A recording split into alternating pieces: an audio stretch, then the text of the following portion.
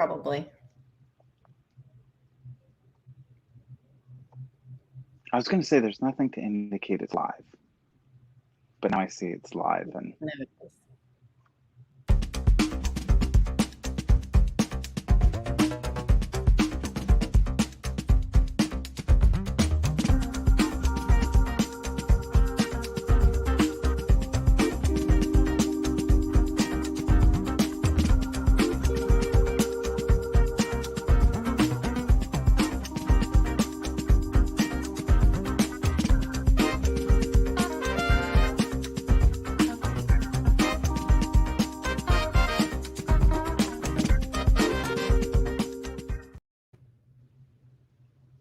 Hello, everyone.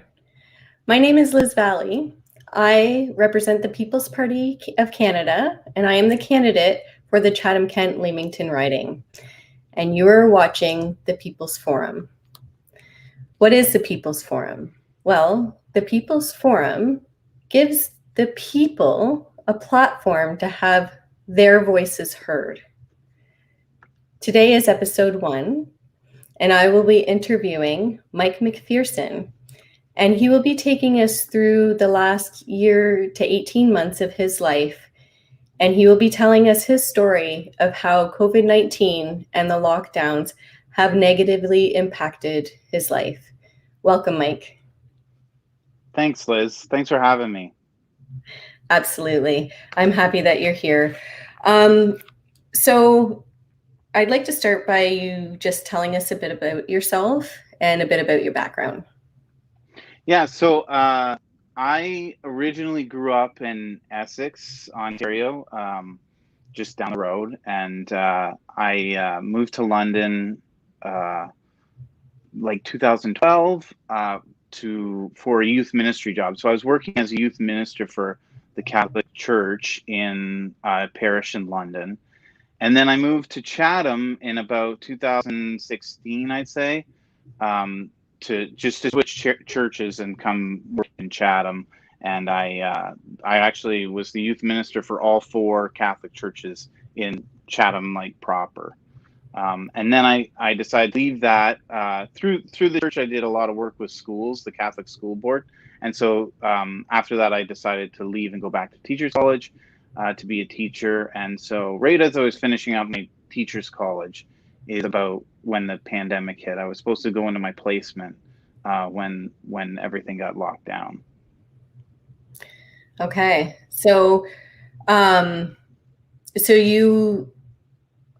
you're in your placement, whatever. And then what were your initial thoughts and kind of reaction when COVID first hit? Yeah, like when when the world went crazy, I remember that Friday before March break, where everything went insane and people were buying all the toilet paper and the grocery stores were a mess, and people were like freaking out. We kept saying it was like the apocalypse and like, you know, all that stuff. And I kept thinking like, this is going to be another, like the SARS back in what, I forget when it was, 2003 or something, or H1N1 or all these, the bird flu or Y2K or any of these things that were like, we should panic, we got to freak out. And I thought, this is, you know, we're overreacting.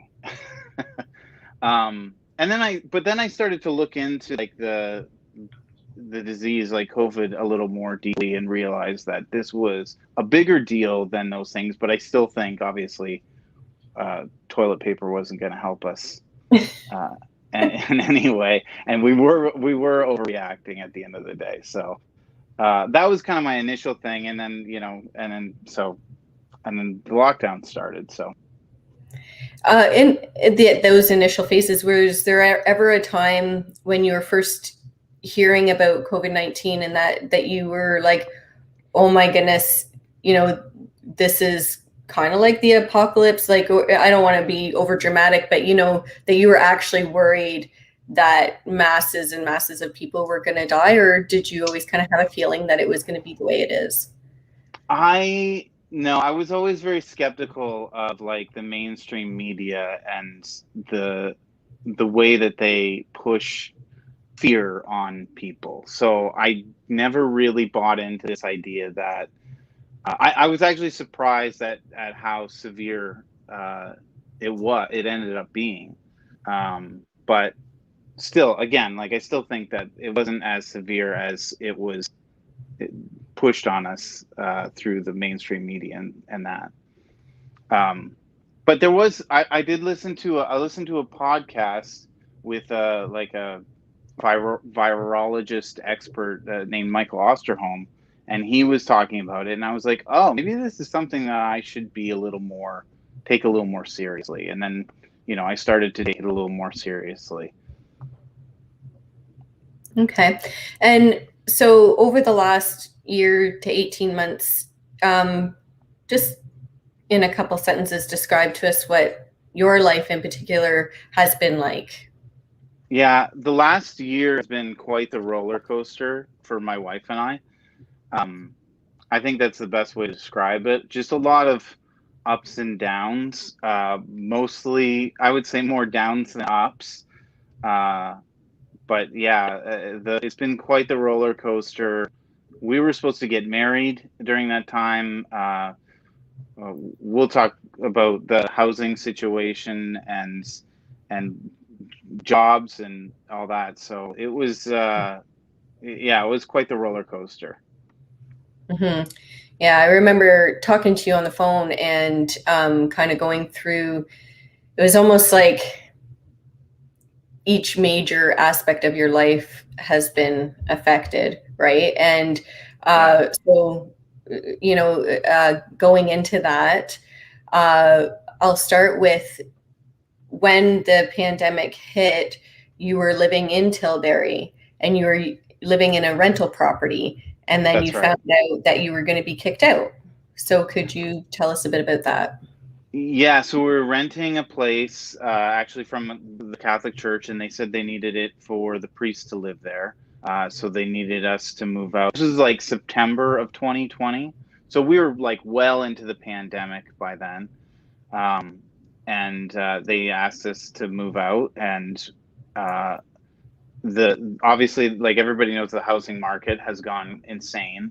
And so we were trying to buy a house right as it was hard because we were trying to buy a house as market was going up. So every time we put in an offer on a house, we were getting outbid by people and by 50,000, 100,000 more than what they were asking and stuff. So, um, yeah, and so we just kept putting bids, and it was never high enough, and we were putting higher and higher bids on houses or offers on houses that were getting worse and worse and smaller, and eventually we got this house, which I feel very grateful that we got it. Um, but it is a lot smaller than what we expected for what we put down. We ended up spending about this house was 250,000. It's two bedrooms, and the second bedroom is very small. So, like we want to have kids soon, and we both are worried about not having enough space to even have one kid. So, um, yeah, so it's been hard. And it was we probably put in offers on, I would say, like 20 houses, and probably looked at 30 to 40 houses altogether when everything was said and done. So we were looking at houses like every night we would go and look at a house, and then we would put an offer in like every week basically. That's insane. I can't even imagine that. I can't, it was when I bought my house, it was not like that at all. We looked at a few, but when we put in the offer, I think this was the only house we ever put an offer in. So Right. I can't imagine putting 20 Yeah. offers in. Yeah. That's insane. Well, and the So, anxiety of like waiting to hear back, right? Like you're waiting, you're like, did we get it? And then no, we didn't get it, And then the one house was in Blenheim. We missed it by, we actually put in the highest bid, and somebody put a like 5,000 lower than us, but they got it because they were willing to pay cash and no conditions, right? Which we already didn't have a house inspector because you couldn't in that market at that time, at least. Oh my goodness. So yeah, it was wild. And so you just previously mentioned too that you guys want to have a family, you want to have babies, and your house that you have right now is smaller, and that bedroom it's only going to fit that baby for so long, and you're going to have to deal with this all over again, right?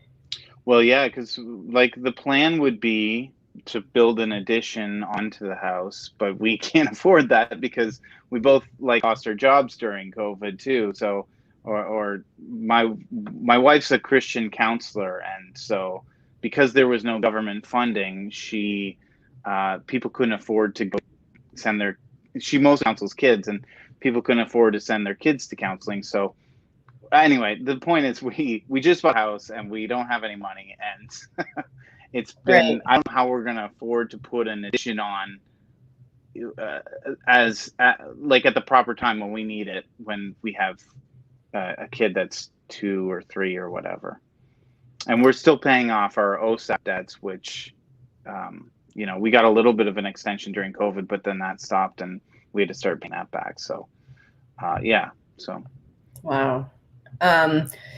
So when you found out that you were being kicked out, how did they tell you that? How did they justify that to you? So the priest actually my wife was having her bachelor party, and I got a note when she was away at her bachelorette party. And I got a note to call the priest. I was the priest of the church like that we were renting the house from, and I thought that's not good. And I called and I kind of figured because it gave us an indication that this was eventually going to happen. And so yeah, so anyway, I called and actually I think the priest might have come and said to us personally that they needed a house. So originally they gave us 3 months, and then I eventually asked for an extension because I said we were putting in offers on houses and we keep getting outbid on all the houses we put an offer in, and it's the unfortunate part is that we were pretty close to being ready to buy a house, but we were just not quite there yet, with me still being in school, like another 6 months, and I would have been done school and been able to find work and things like that. So it was just bad timing, which that's really sums up the whole pandemic, I think, is bad timing for us. Never a good time for a pandemic, eh? No, but when you're going back to school to upgrade Yeah. and you're on, you had 2 jobs that both got canceled. So, 2 part-time jobs and then going back to school, and then COVID hits. It's, not Yeah. great. No, Yeah. not at all. And so when you were going through this process, so obviously you're looking to buy a house and stuff, like, did you explore renting another house at all? Yeah, oh, for sure. Actually, the church had another house, and I knew somebody from Chatham who I thought they would want to rent it out, and the diocese wouldn't let them or something. So that fell through. And every other rental, we looked at a few rentals, but even like, in the rougher parts of Chatham, the rent was going to be as much as this house was. So we're paying like, our mortgage right now is probably about close to $1,400 a month, and that's how much we were going to pay in renting, because the rentals were going for like $1,200 plus utilities. So yeah, for a house or for something else? just for an apartment. Oh, for an apartment. Yeah, that's what I thought. There was a studio apartment above Book Brothers, and it was going for like $1,600 a month. Wow, for a studio. Yeah. I think it was a studio, yeah. Or maybe it was a 1-bedroom, but I think it was just a studio apartment. Yeah, it was crazy. So this experience that you've gone through and us talking about it right now, I think it really speaks loudly to the housing situation that we have, not just locally, but locally. Like, I mean, we need to talk about what's going on in our own community. And this is something that people have brought to my attention. And it's awesome to get to talk to you about it, because I feel people need to understand. Somebody like me wouldn't understand. I already have my house. I've had it for years, right? So I'm not in the market to try to buy a house or try to rent a house or an apartment. So really, like, someone like me is out of touch. I need people to understand how bad of a situation this is. So you're looking at a studio / maybe 1-bedroom apartment, and it's going to cost as much as what your mortgage costs right now. And we paid $250,000 for this house. So right. Yeah. So it's not just that either, because sure, like, it's easy for somebody like me to say, well, then just buy a house. Why would you rent if it's that expensive, right? But which we did. But not only did you have, that's what I was going to say. Yeah, exactly. And so not only do you have to come up with that mortgage, you have to come up with that down payment as well. Yeah, and when the housing prices go up, that down payment grows, it seems exponentially, because it is exponentially. It was like, can we afford the down payment? That became the big question. We can afford the mortgage payments, we're going to have to, because that's the only, that's how much a mortgage or rent is going to be. But trying to come up with enough money for the down payment was the most difficult part. Yeah. That's the feedback I get a lot in this community. And I know, again, it's not just here, but we're going to focus on this community because it needs it. So yeah, that's insane. And what I don't understand is how people who, like, I had a good job, a salary job for 7 years. I didn't get paid a lot of money working for the church, but I was making a decent living. I never had, financial, I never had to really super budget or anything. But I don't understand how people who are making minimum wage can even begin to afford, a place to live, let alone a house. Exactly. An apartment. It's not feasible, from what I'm seeing, from where I'm looking. Another piece of feedback I've gotten from young families is they're being kicked out, kind of like your situation, and they can't afford the rent, or they can't afford to put a down payment on another house. I'm hearing a lot of young families moving back in with their parents. Yeah. Well, and the other thing that was interesting when we were looking for houses, there was a lot of homes that we were looking at who had tenants in it. And nobody was putting in offers on those houses, because they knew that it would be, once you own the house, the tenants become yours too, and you have to be the one to kick them out. And so one of the things that we were told by our real estate agent, which was, don't put an offer in on a house with a tenant, because they have nowhere to go, and you're the one who has to kick them to the street. So you're just putting them into the same situation you were just in. Yeah.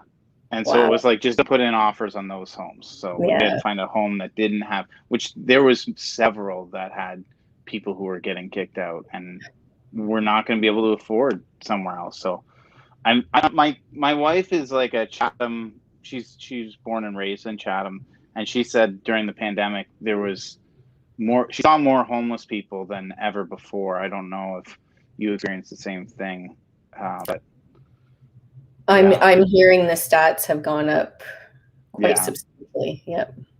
Which is absolutely heartbreaking. This is a small community. We would, I remember being younger and wandering around town, walking, biking, whatever, and I would never see homeless people.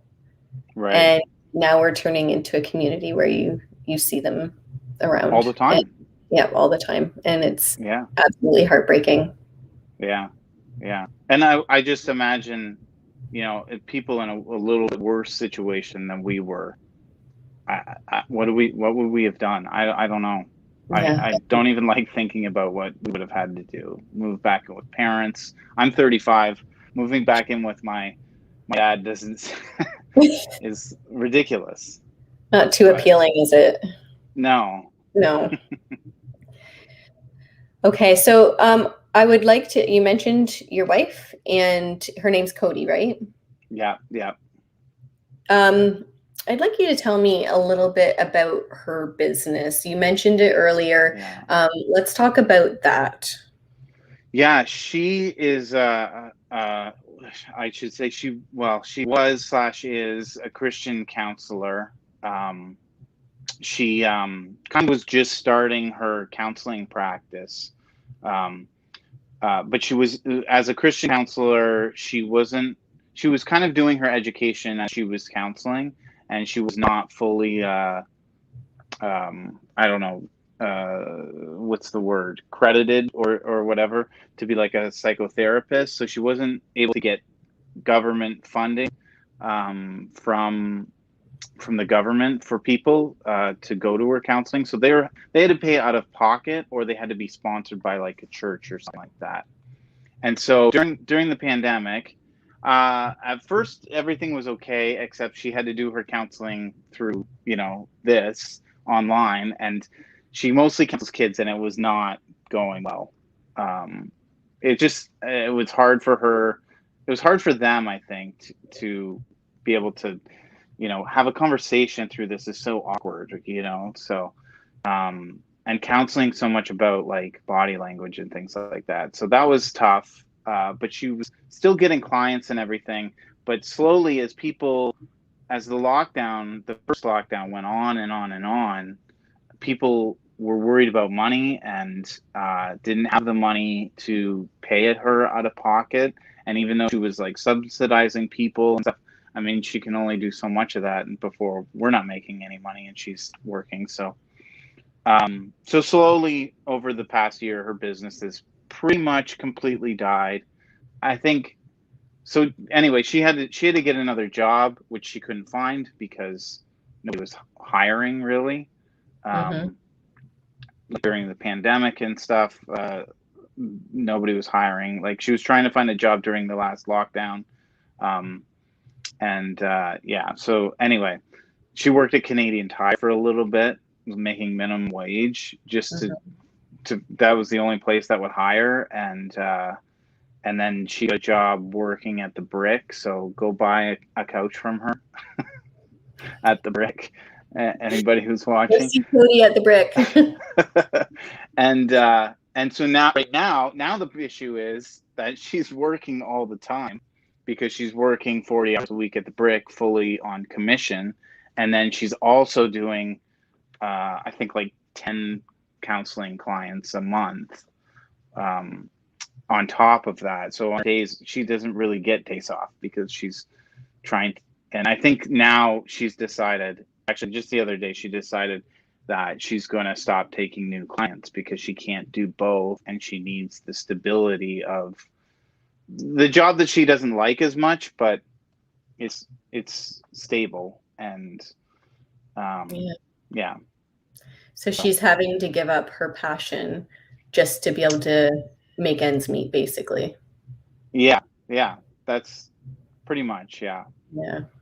Um, so I want to talk a bit about her, and I want people to understand what this means when somebody has a business and then doesn't have a business and it's out of their control. So when she was starting her business, what did it take for her to get to where she was? I mean, it takes Mhm. ambition, and it takes certain things to build up a business. So tell me a little bit about Cody and what it took for her to get that bit, which is an amazing business. That's an amazing line of work. What did it take for her to get there, to get that business going? Yeah, she worked really hard, and it's hard for me to talk about, honestly, because it's hard for me to watch her have her thing that she's passionate about taken away. But um, she worked really hard. she invested a lot of money. With counseling, there's all kinds of, she had to pay like an insurance fee and things like that. So there, and then there's like a kind of a membership fee for the group that she's with and things like that. So she still has to pay all that. Actually, what also happened, what really killed her business is that one of the church, she was working with one of the churches in town, and with another counselor, and that other counselor retired, and so they decided to repurpose they gave her like a not a cubicle, like a portable thing outside the church to work at, and they kicked her out of that at the same time that we were getting kicked out of our house, and so she had to try and find another office because they were giving it to her basically for free, her and this other counselor, to kind of share the load. And so she had to now, she had to start paying for another office so that she could keep the clients that she had, because that was at the time her only income. Now we're paying for that office and it's not being used because she doesn't really have any clients left. So we're paying about, it's a really tiny office that she got for a good deal for $300 a month, but that's $300 a month that we could be putting aside to put an addition on our house and fix up some of the things that are wrong with the house. And yeah, so that, also helped to actually, that she had to do that, make that investment. She worked so hard and she put so much love, sweat, and tears into this business. She bought some like a poster thing to put up like at Tim Hortons, and we ended up having to take that down. And all this money invested in like Facebook advertising and stuff to get her name out there, paying for a website, all these things, and that she worked really hard on, business cards and all the things like that. And one of the things that she was planning on doing with like the next step for the business was to go to churches and say like she's a Christian counselor and she's available. But of course, when they shut the churches down, she can't do any of that. And I think that was like the first thing that it was like, oh, if she can't do that, she's not going to be building her client base. And that was the beginning of the end. Man.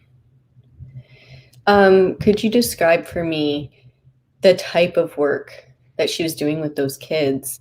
What did it mean for them to be able to see her? What was she doing with them, and what impact did she have on those children?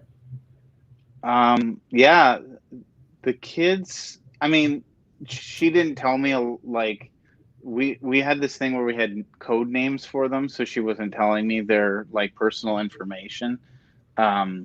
But from what she told me about their sessions, she was making like a real impact in these kids' lives. That they had been, a lot of the kids that came to her had been to other counselors and did not have great experiences, and she was kind of their like last ditch effort, and she made a real difference in these kids' lives, and she has a real gift of connecting with kids and getting them to speak openly and honestly about what was going on in their lives. And I don't know, I honestly think she really helped quite a few young kids in her time counseling. And it breaks my heart that she can't do that anymore, because I know that, the irony of it is that COVID and the lockdowns and the social distancing and not being able to see friends and family has caused so many kids to be depressed and suicidal and self-harming. Like I just saw the article about the Indigenous community in Manitoba that had 9 suicides from teenagers in the past 14 months. And, that's just an indication of what's happening across the country.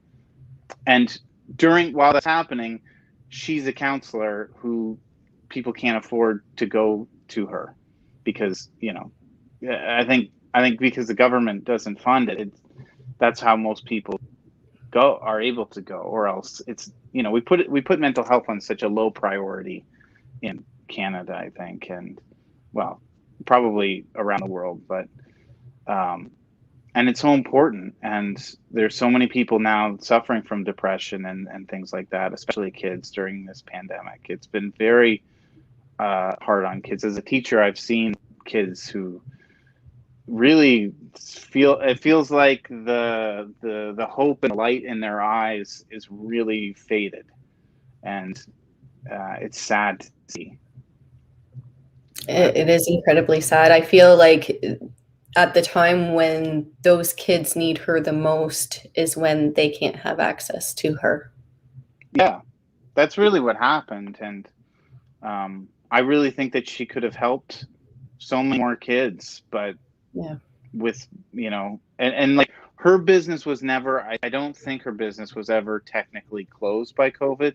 Maybe at the beginning when they were trying to figure things out, she didn't know if she was allowed to have clients or not. But I don't think it actually ever closed. But it's the ripple effect, right? That lockdowns had, that nobody, the uncertainty and the fear of what was going to happen to people financially, stopped them from reaching out and going to a counselor, which is so sad. Yeah, it is. It's incredibly sad. Now, we've heard over the course of this pandemic about, different subsidies and things like that. Was she able to get any help from the government? They're supposed to have help for businesses. They're supposed to have help for people who aren't working. Did she ever qualify or have access to that type of help from our government? I think she had a little bit, but yeah, she was kind of right on the bubble where she was making a little too much to get help, but not quite enough to, to pay the bill. So I think she ended up right on the bubble a lot. So one month she might get it, then the next month she didn't get it, and she was always afraid to take it because she didn't know if she was going to have to pay it back. And she's also stubborn and proud and doesn't want to take money. She wants to work and earn her money, and Yeah. so but she got a little bit, and I kept telling her, like, take more, just take it, like, we need it, like, Yeah. we're in a situation where we need it, and she was always kind of like a little unsure whether she should or not. So but she was the one crunching her own numbers for the business and knew what she was making, and so she knew more about it than I did. But Well, I'll tell you, I'd much rather my tax dollars go to you guys than to Bell Canada or big corporations like that who wouldn't really have an excuse to lose any money over this pandemic, especially when you're just all electronic. But anyways, or the CBC. yeah, yeah. That's a whole can of worms, isn't it? Yeah. Wow. Yeah. Okay. Well, thank you for sharing that. I know that's difficult to talk about. I've, when I was younger, experienced my parents losing their business. So I understand how hard that is to watch someone you love have something, that they dreamed of being crushed, and that's not fair. That's not fair at all. Now, come November, you guys were supposed to you did get married in November, right? We did get married, kind of. Right. So yeah. Do you want me to tell that story? Well, I'll start you with, what were your original vision and wedding plans? What was that supposed to look like? So the original vision for the wedding was probably about 200 people there. If you ask Cody, she has a lot more visualization of what the wedding was going to be. But yeah, we were supposed to have 200 people. We were already trying to like cut costs as much as possible because, we knew we were trying to save up for a house and stuff at the time.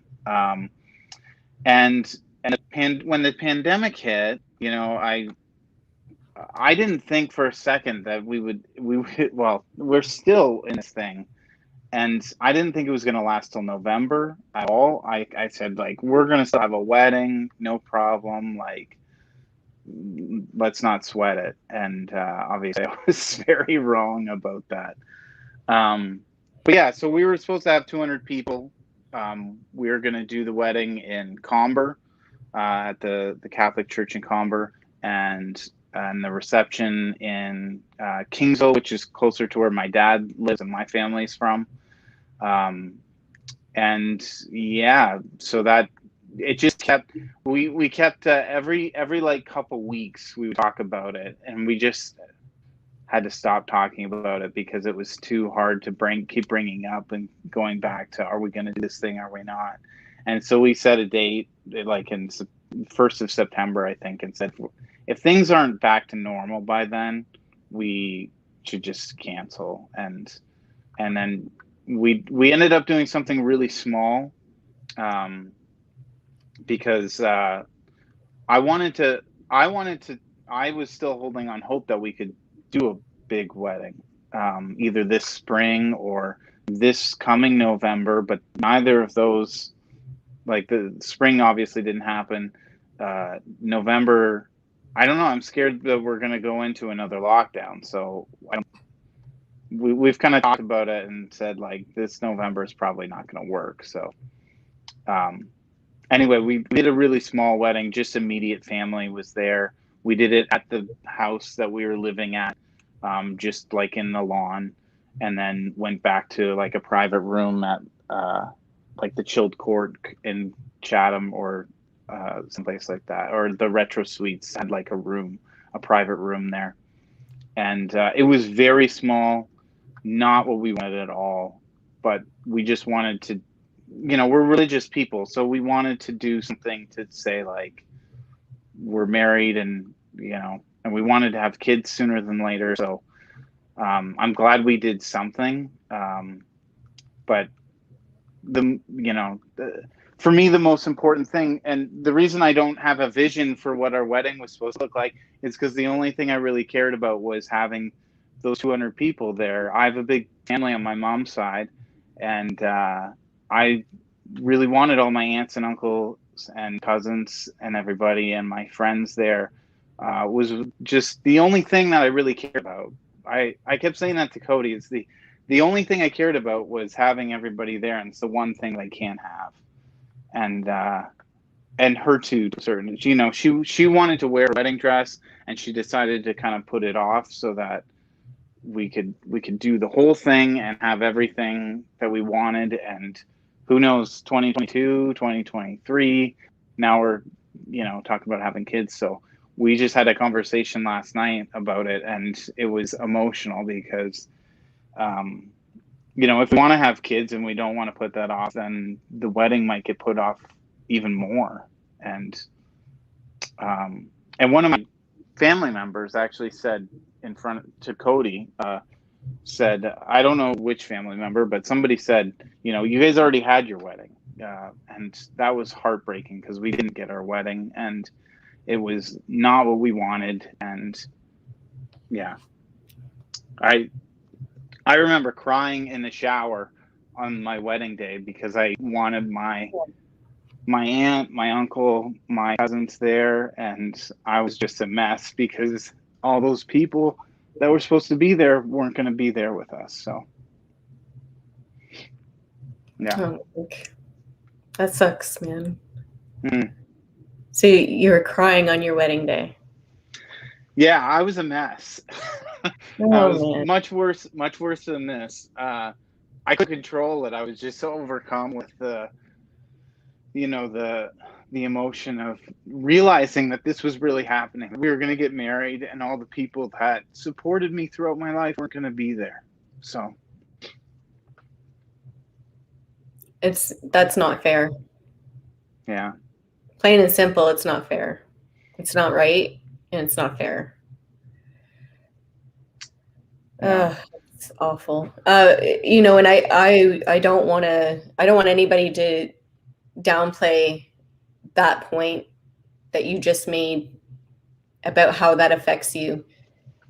A wedding, getting married to your partner that you're going to be with for the rest of your life is one of the most important and epic moments of your life, and that got taken from you, and that's not fair. Yeah. And I know that there's people who experience worse than us, who have, had people who died of COVID. Luckily, neither of us have known anybody who's died. I had one of my cousins got it and was in the hospital, but they're fine now. And so we're lucky in that way. And I guess I want to be grateful for what we do have, but it feels like nobody really cares about our wedding and all things that are just not as important as, obviously people dying is more important, but for some reason people think that it's okay to push our struggles aside. It feels like. Yeah, I don't agree with that at all. I think Mm-hmm. that we all have to understand that everybody is struggling or has struggled through this in some way, shape, or form, and everybody's struggle is important to them, and everybody's life is important to them, and everybody deserves to be successful, to be happy. And when you have something that is completely out of your control that destroys that, it's not right and it's not fair. And the thing is personally, I feel that a lot of that could have been prevented. It didn't need to go that way. And that's why I think this is important that we talk about it and not downplay what you guys have been through. Sure, I'm, those who have lost somebody to COVID, yes, that's far worse, but that does not negate the fact that there is other types of suffering going on in this country, in this province, in our municipality. It does not negate that. And I do not want to downplay anybody's hard times that they've had through this. Mm-hmm. Well, one of the reasons I wanted to talk to you, and I've become a supporter of the PPC out of nowhere, is because the other governments haven't done anything, and the Conservative government is just the liberal government with a different name. It seems like they all seem to be the same thing to me, and nobody's standing up for working class people and people who are struggling and things like that. So I agree. And I remember I heard somebody say that this was a pandemic for the elite. And I don't think that could be a better description or quote to describe that part of it, of what we've all been through, because it didn't seem to affect, well, it seemed to affect the elite in such a positive way. Those very, very high elite people have really made out well through this, and it's absolutely disgusting. So yes, we are different. We will govern different than these other people. When we sit here in our own, riding, our own municipality, and nobody will speak up, nobody will actually say something because they've seen what happens to other party members, whether it's liberal, conservative, it doesn't really matter. They see what happens when somebody speaks out against the narrative, and suddenly they're not part of the cool kids club anymore.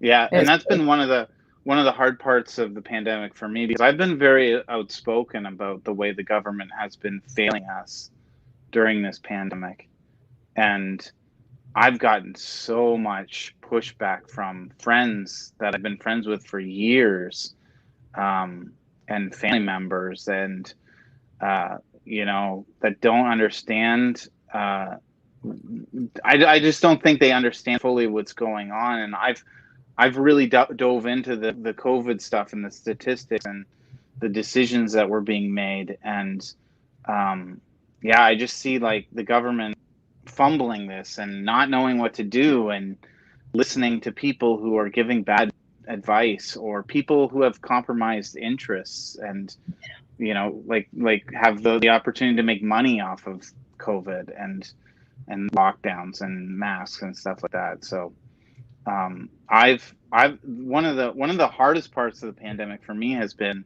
the amount of hate and pushback that I've got, and not to mention, like, I'm a teacher now, and the teachers tend to be very liberal, and so I feel nervous about even this interview, because I know that I feel like I can't speak freely. And I think a lot of people that I've talked to, I have a friend who's a nurse in Michigan, and he won't put anything on Facebook or social media about COVID because he thinks it's all nonsense. But he's a nurse, so he's got to stay part of the narrative, or else he could get fired or outcasted or whatever. And that's like terrible. I don't understand that at all.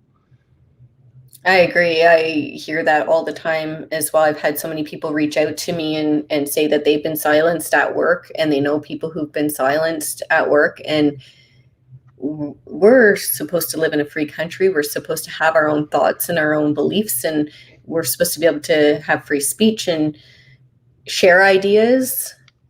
That's another, topic too, about sharing ideas. I don't know why we can't have civilized conversations about what's happening in the world without there being hate and pushback like you're experiencing. That's not right.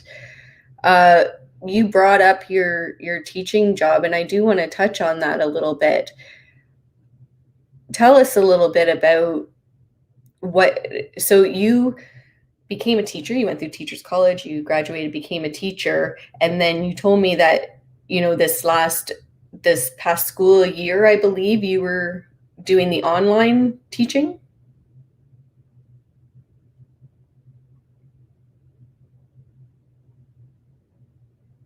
Do we still have Mike? Oh, there he is. Can you hear me though? I can hear you now. Okay. Did you catch my question?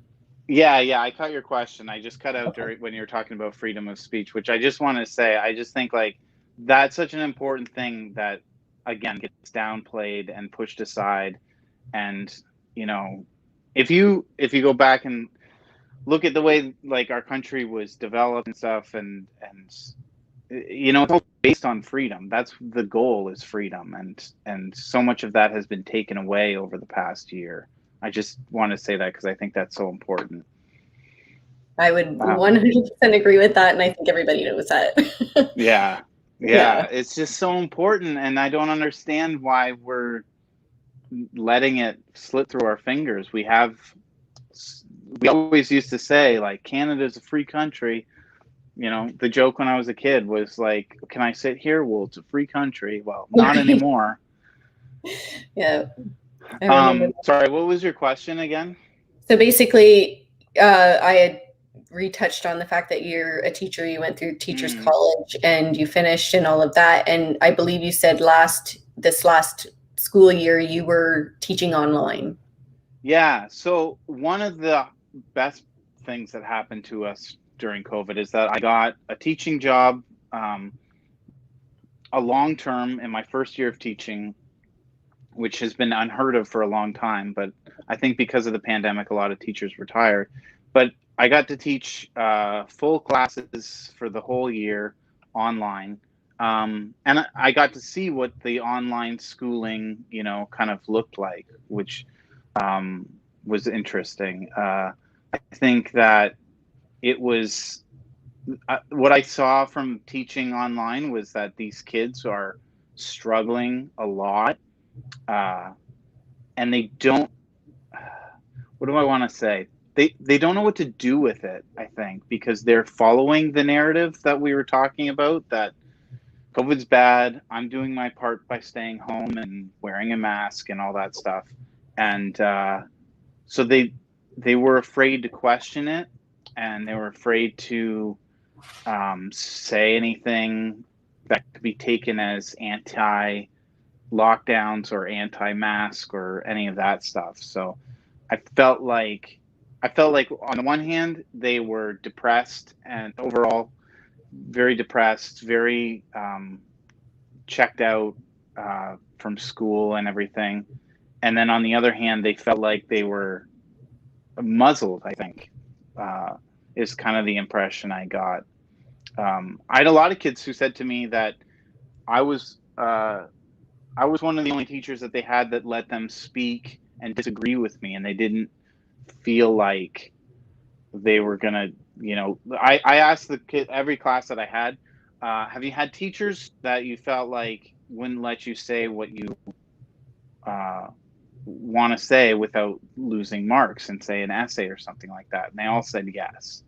So I tried really hard, and even I failed because I think some of them still held back, but I tried really hard to make them feel like they could say their opinion no matter how, no matter what it was, which I think goes back to the freedom of speech thing and how important that is, especially for kids learning how to, work through the world and deal with all these different ideas.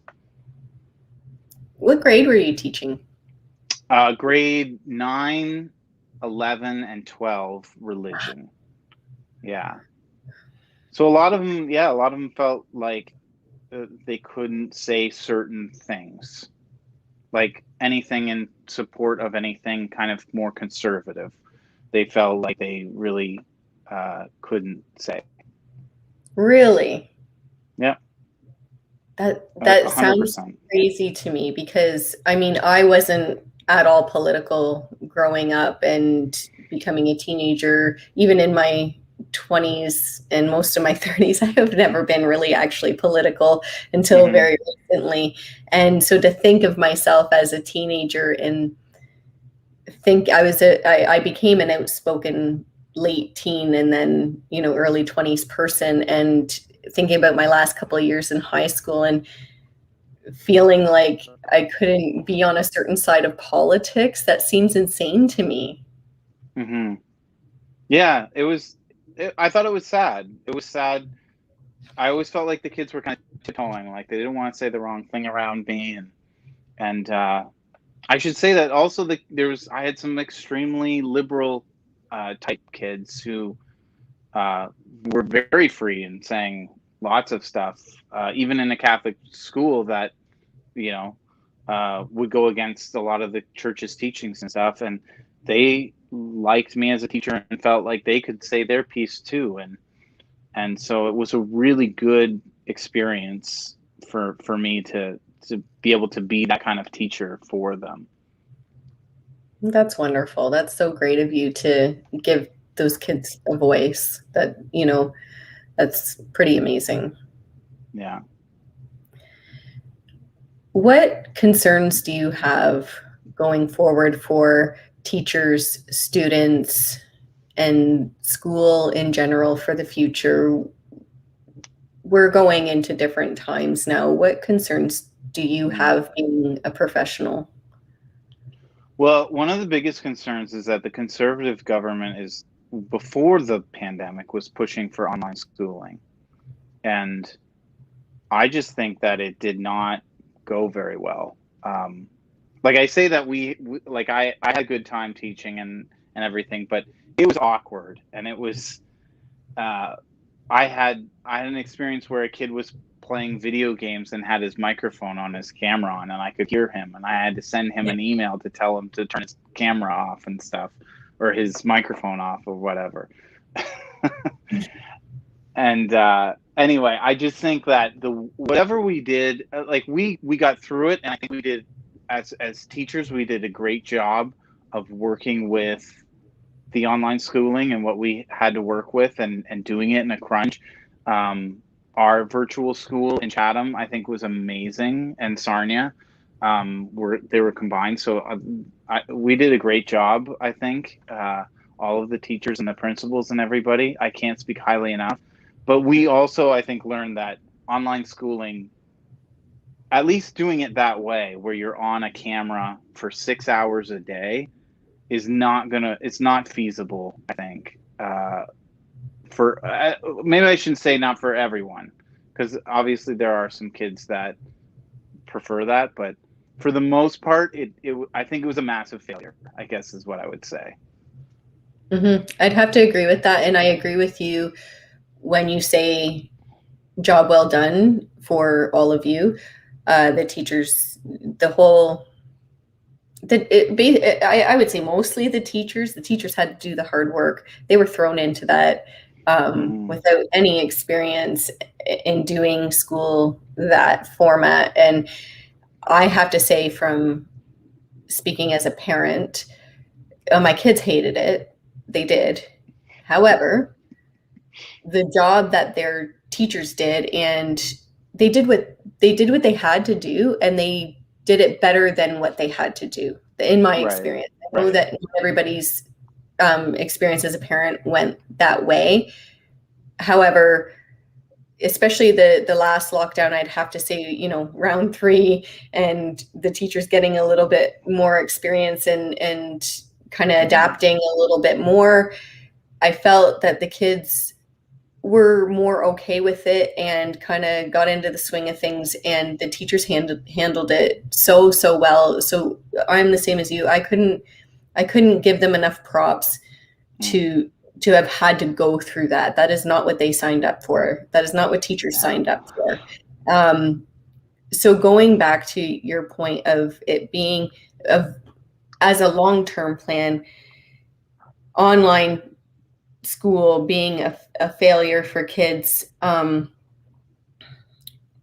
concerned. I had a concern probably back in September when the school year started up again. I'm concerned not just for the kids and this push towards online, but I'm concerned for teachers as well. I'm concerned that teachers are going to be in jeopardy, and they're going to push kids towards this online system, and teachers being more and more phased out. Is that a concern that you would have? Honestly, after experiencing the online, I'm not really worried about it, because not very many kids want to go online again. So I feel like what if we're forced into this? If we're forced, yeah. I mean, that is a concern. But do you think that's an angle that a conservative government might want to take? Yeah, trying to push towards that way. Well, they were saying that they wanted to push that way. And it definitely seems like, and I've heard people say to me, like, I think teaching is going to be obsolete soon, you know? And because I think that idea that you can play a game or watch videos on your own and you can learn everything you need to learn. But I think the reason that I'm not too concerned about it, if it's not like forced on us, is that if kids have the choice, I think they want to be in school.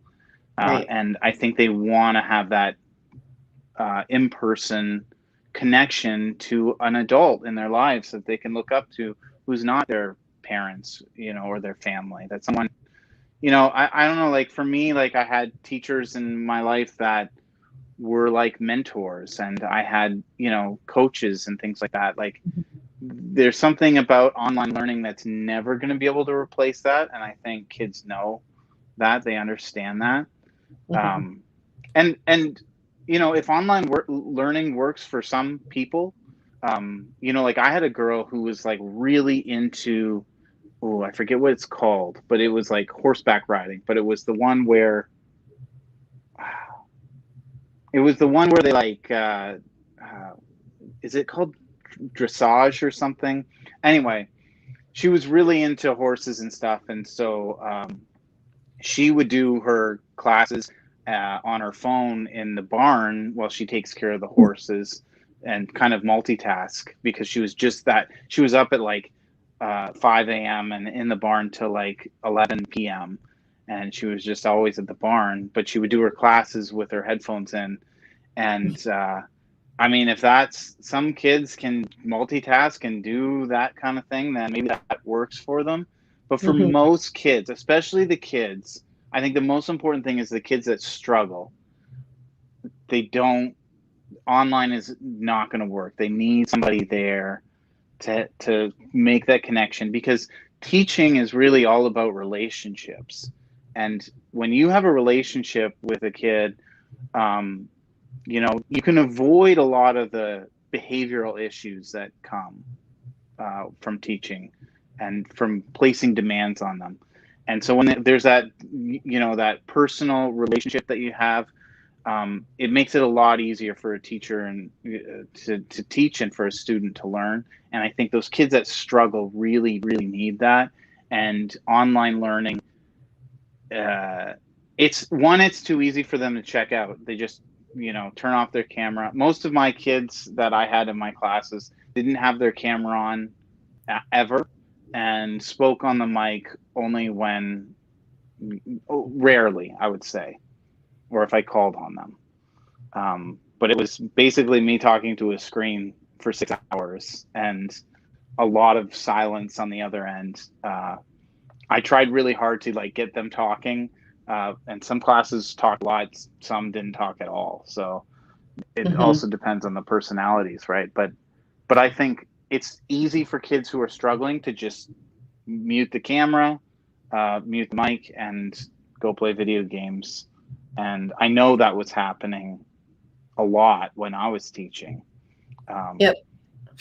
But what can you do? Because I can't see them, and we weren't allowed to force them to turn their cameras on. So that was another thing that was kind of a barrier that I think needs to kind of be worked out. And I understand that when it's lockdown and you're forced to be online, but if you're going to choose online, then you should probably have your camera on, I think. You should be present, right? Yeah. Yeah. Yeah, right. I agree with that for sure. But yeah, so a lot of it felt like just talking to a brick wall. And I know that those kids who struggled more because they weren't held accountable, because I couldn't see them, I couldn't hear them. And, you can only do a roll call so many times before. Yeah, for sure. Okay.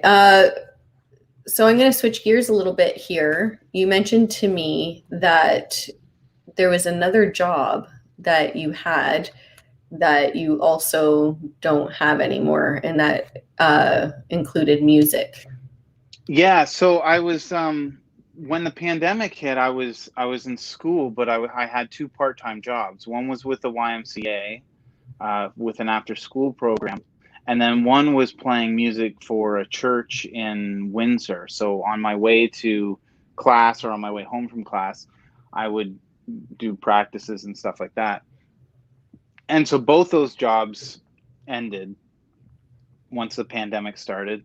I think I don't know if I think the YMCA job came back. It would have came back when school came back, but I was teaching. And then the job at the church, I haven't heard anything because I'm not sure if it was like a Sunday night mass at the Catholic Church. So I don't know if they canceled the mass, but I haven't gone back to that yet either still. So, right. Because churches have been locked down, and not only that, when I imagine I have not been in my church. I've been in another church, which was completely different, but I've not been in my church since the lockdowns. And I think when they do open, there's obviously a capacity limit, but I don't think that they're allowed to have choir and music and sing and all of that stuff. Am I correct? I don't know what the rule is. It changes so much. Yeah. Who knows? Yeah, I'm pretty sure they're not allowed to do that, because then, so, at my work, one thing is when we have music going, we're supposed to keep the volume down so that we don't have to shout over top of the music. So, Right. Yeah. So I think that would probably be something that will be put off for a while, having music, the real music that you guys are used to in church, because it'll be loud and people will be singing, and then, Yeah, and I don't know exactly what the rules are. I haven't looked into it at all. But I know that there was a time definitely where you weren't allowed to sing, but you could go to the church. So Mhm. I'm still waiting to hear if I'm going to go back to that or what. So I don't know, but yeah. So I lost two jobs, and then and also my wife, her business, right? So and yeah, so it was yeah, and then I didn't apply. I tried to apply for. I ended up taking the CERB, uh, emergency benefit, but I didn't actually apply for EI, so I got rejected EI at first because I didn't work enough hours because I was in school. So um, yeah, Yeah. it was So quite the certain situations just you don't have help. yeah, yeah. Well, and yeah, so going back to school as an adult is a lot different than somebody going to school when they're living at home. Yep. And apparently EI doesn't care No. because they didn't care if you're in school you didn't get EI unless Yep. I had to work like a certain number of hours, and I was just shy, I think.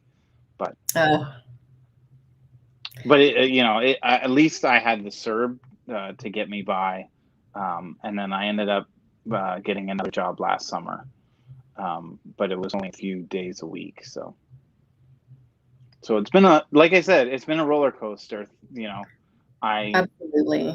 Absolutely. And so you talked earlier about how important it is for us to take care of our mental health. These lockdowns you mentioned to me have had quite the impact on yours and your wife's mental health. Hmm. Definitely. Um, So, yeah, describe that a little bit. Some of the feelings you've had, some of the, struggles, and just personally, I know we're getting personal, but personally, how has that been? How do you keep yourself in check? How have you gone through those hurdles and dealt with it? yeah, well, one of the things I mentioned to you when we talked on the phone was, baseball for me is my stress relief. It's the thing that I do to just, my brain is always going, and it's the one thing where I can just focus on one thing and not think about all the stuff happening in the world.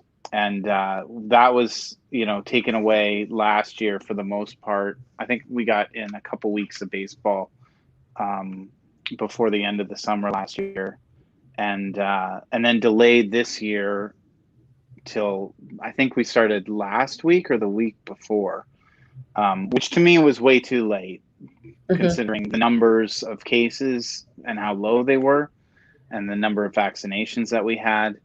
But again, I don't think the conservative government in Ontario didn't do a great job of any of this stuff. So, but anyway, going back to the mental health thing, I think that baseball for me was one of those things that keeps me mentally healthy.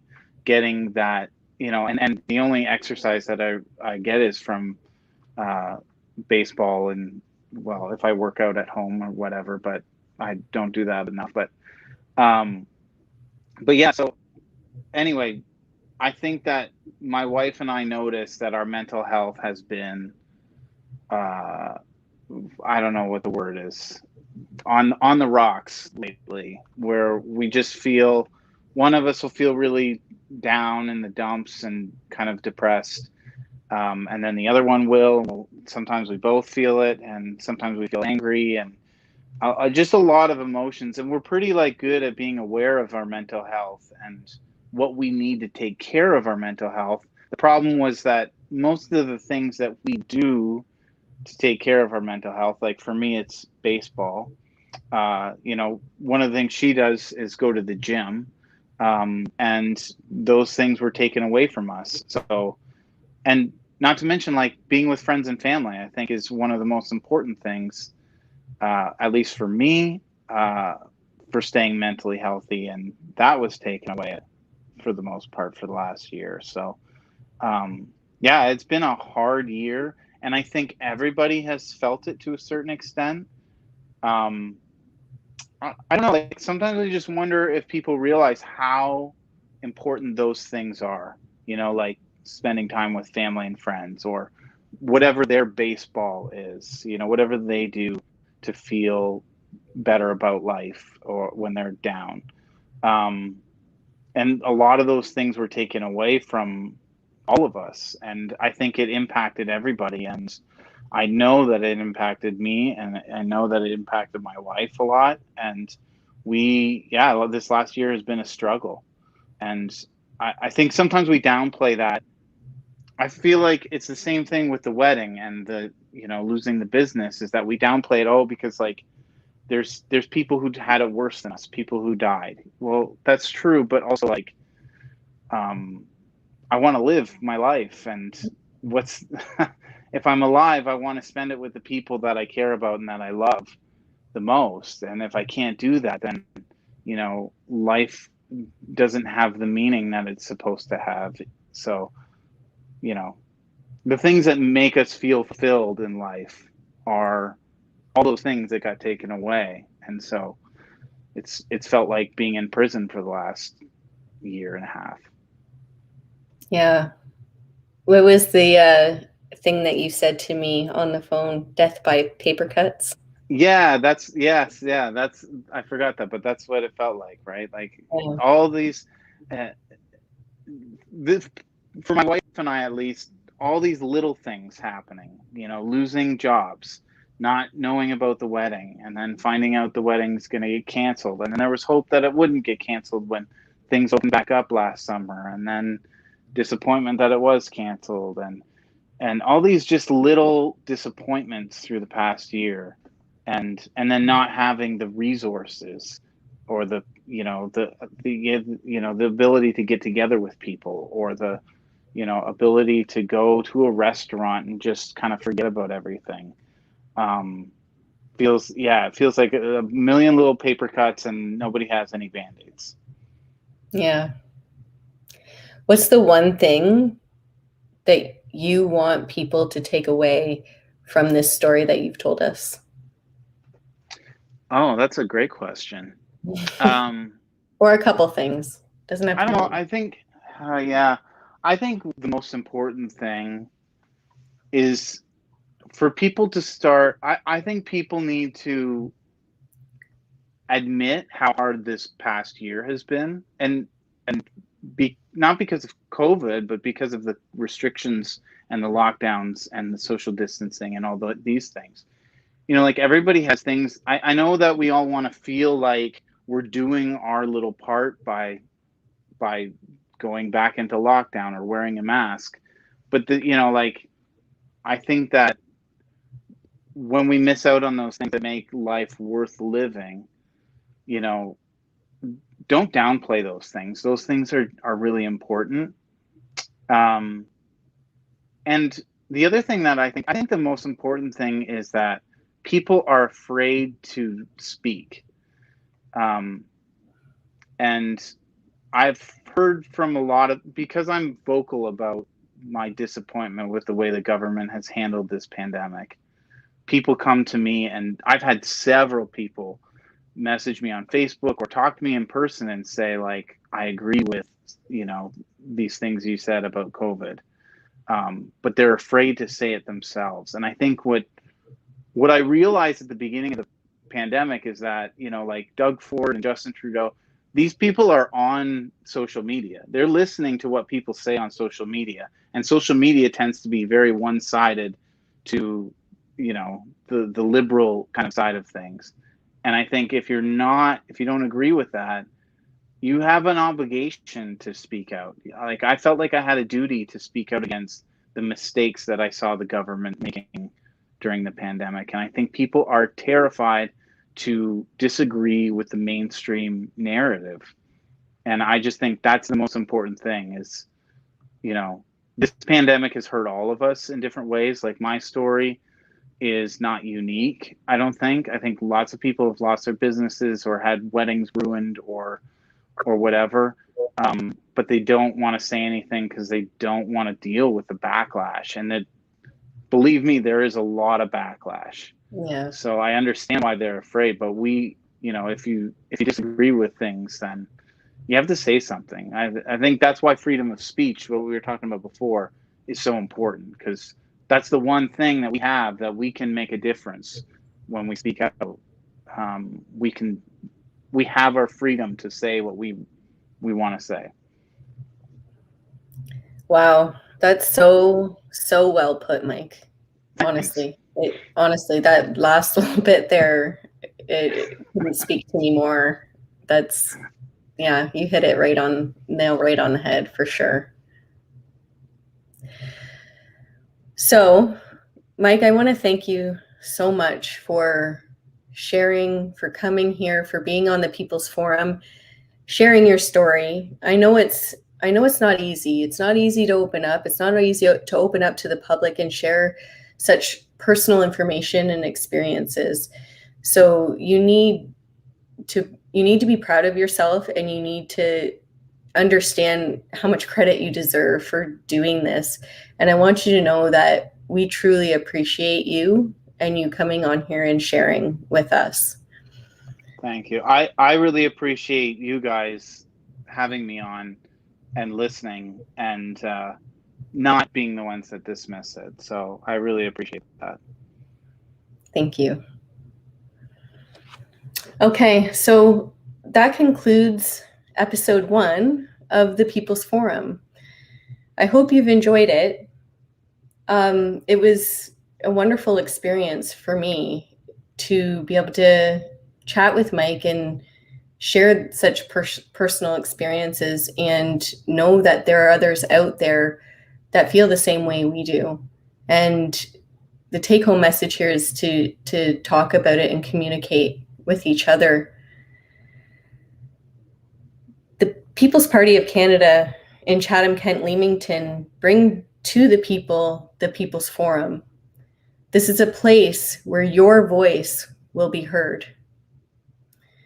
And always remember, Chatham-Kent-Leamington, free people live here. Thank you.